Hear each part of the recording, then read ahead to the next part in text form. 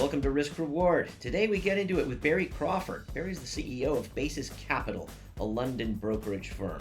He also has had long-time stints at places like Goldman Sachs and Archer Daniels Midland. We're going to get into AI, where it's going, how it works, and when, if ever, it'll reach singularity. What are the consequences? Who controls the future and who's safe? Also, blockchain and quantum computing, where that's going, and how the world is about to change for all of us in both good and possibly bad ways. And finally, cryptocurrencies. Looks like they're going to be here to stay. We'll get into that. And of course, no show would be complete without the crystal ball on the economy and tariffs. We'll get Barry's take on tariffs and how it's possible that these might not be such a bad thing in the long run, if we can wait it out that long. That and much more. Stick around. Okay. Hello, everybody. Scott. Hello. Barry. Hello. Hello, Robert. Let me introduce you, Barry. Scott, Barry, and I have known each other for at least 15 years now. I'm sorry, Barry. I really feel bad for you. No, it's been a pleasure knowing Robert, and as he said, we've known each other a very long time. So it's been a good friendship. That sounds like it has the capability of being a past tense sentence after this show, but let's see what happens. No, we're good. Barry, why don't you tell everybody what it is that you're doing in London right now with Basis for a second, absolutely. Your job capacity. So I'm currently the CEO of Basis Capital Markets. I was pulled in by another good friend who I've known in the financial markets for a long time. I was actually about ready to ride off into the sunset and then realized I needed a little more runway to do that. But it seemed like, after a 20-year career at ADM and then previous to that Goldman Sachs, et cetera, going back to the Eisenhower administration, it seems like, I took this challenge to move to London and take the helm of this brokerage firm and move it in the right direction, lay the cornerstones, and see what happens. So I'm here. My wife and I, we brought our dog, and we're just doing the best to enjoy life in the UK and Europe. Actually, you guys are involved in some kind of blockchain encryption, also, aren't you? With what you're doing? No, but I am a director of a company called Quaros, which we've discussed in the past. That's actually going through a rebranding right now. That is a blockchain firm. We have big plans for that, but that's a tall hill to climb. That's a different space and requires a bit of a sea change in how the market looks at operations and clearing. So, and I'm sure it'll get there if the technology serves a real purpose, but we'll see. Now, you started off in Chicago after coming north, correct? I did. I was, after school, I grabbed the prettiest girl I could find and ran away to Chicago. And thankfully, she still tolerates me. But yeah, so we lived in Chicago for about 36 years. Wow. Yeah. In the Chicago and you started at Chicago Corp, correct? Well, I actually got my start as a runner on the floor. I didn't have any connections, so I was actually a runner on the floor, running the trades in from the phone clerks to the traders in the pit. And then one day, probably 3 weeks into my runner career, two guys were running, and just they looked like they were losing their minds. They looked harried, and grabbed me. I was tall and skinny at the time, and they said, do you want a job? And I looked at my boss, Craig Taffy, and I said, because I don't know what to do. And he goes, yes, go with him. And he was actually on the phone talking to one of the clients. And so I went with him. It was Paul and Steve Otter. And they were in the bond pit, and they lost their clerk, or he didn't show up for work or something like that. So I had a job. And then I had to go through the process of learning the hand signals. And from there, I had to get good at being that pit clerk. And then made some really good contacts and friends. And you had the right size to be a pit clerk. Well, yes. I mean, I certainly wasn't the right pick, for them. There wasn't like a background check and an interview. Can you do this? They just were like, you fit the description of what a good pit clerk looks like. So they had to teach me. It was intense.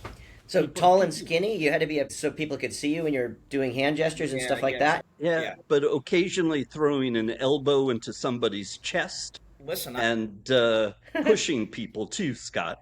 I've seen a few back in the day. You were shoulder to shoulder, somebody in front of you, on your shoulders, and behind you. There was just, and to right, you literally wrote you write on your cards on other clerks' backs or brokers' backs. It's just like that's what you wrote on. I mean, it was that tight in the bond committee. It was Wow. nuts.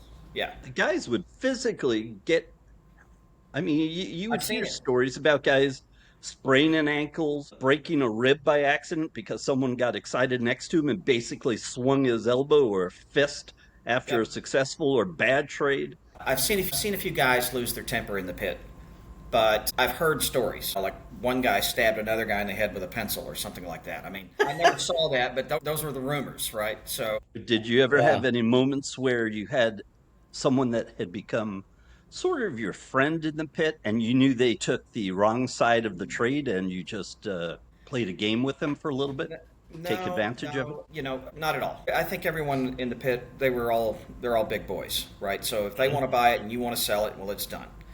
You just need to mark it up and check the trade. And but after I'd say probably 9 months of being that pit clerk, I put together a short 5-page business plan and approached one of the senior guys at Goldenberg Haymeyer, C.C. Odom, who was a stakeholder in Goldenberg Haymeyer. Great firm, no longer around, absorbed by someone, I don't know who, Penson maybe. Boy, I know I've got it somewhere, but I would hate to go back and read that business plan. It was, the craftings of a green young kid to do something. Anyway, that business was always a pay-it-forward type business. So they were always looking for young talent and were willing to take a risk if you were willing to do it. But they backed me, and I had 2 marbles and a skate key for money and another job while I was doing that. But I learned a lot. Have you ever heard of what's the name of the company? It's failing me now. Anyway, it'll come to me. But it was Transmarkets. Sorry, Transmarkets. So Transmarkets was a huge bond firm, a great firm, proprietary traders, and so I got cozy with a guy in the pit, and he, of course, I don't know if he's still around, but he wouldn't remember it because it wasn't important to him. But I mean, he had duct tape on his shoes, and he just wore. I tried to dress nice. I looked nicer than he did, and he dressed kind of like a bum. And he owned the company. And why he was in the 5-year pit, I have no idea. That was my first pit, is the 5-year. There are some unique characters down there, or used to be, I should say. Yeah. It was unbelievable. Did you move to Chicago with a game plan? Did you say in your mind, this is what I want to do, this is what I want to achieve within a certain time period, or you just No. went there haphazardly? Yeah, well, I went there on a mission for sure to achieve success, but I didn't have a game plan because I really didn't understand the markets. I didn't know anything about it. It just seemed like an exciting life. It looked like there was some opportunity there, and I thought, well, if I put my head down and work at it, maybe I can make something out of it. How did you Did hear about the markets? How did you know about the markets?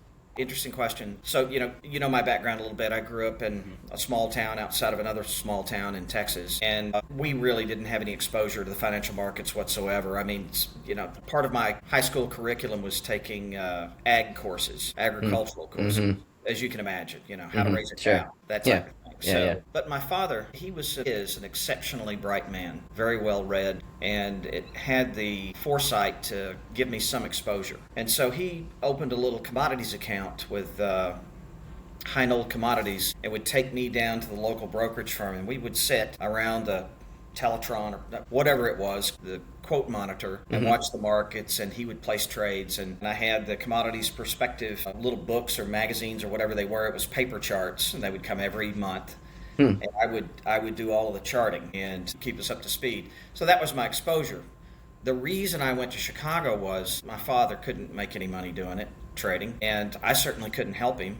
But I knew that he was paying, $100 a round turn for the trades. So in my mind, I'm thinking, how do I get on the other side of this, right?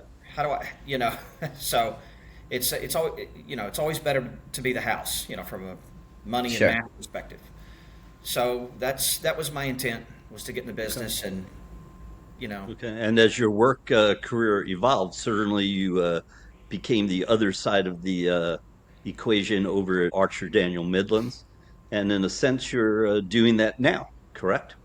Yeah, absolutely. While I was on the trading floor, I developed another business plan and this is back in 1988 or 9 or something like that. I developed another business plan because of the other job that I had, because I couldn't make enough to support my young wife and I by trading, just in terms of risk management and my ability to leverage. So, and I was really learning. I was learning how the markets work, what a bid and ask is, and how to make a market, and how to manage risk. So that was an education in and of itself. Call it a sort of a freehand apprenticeship.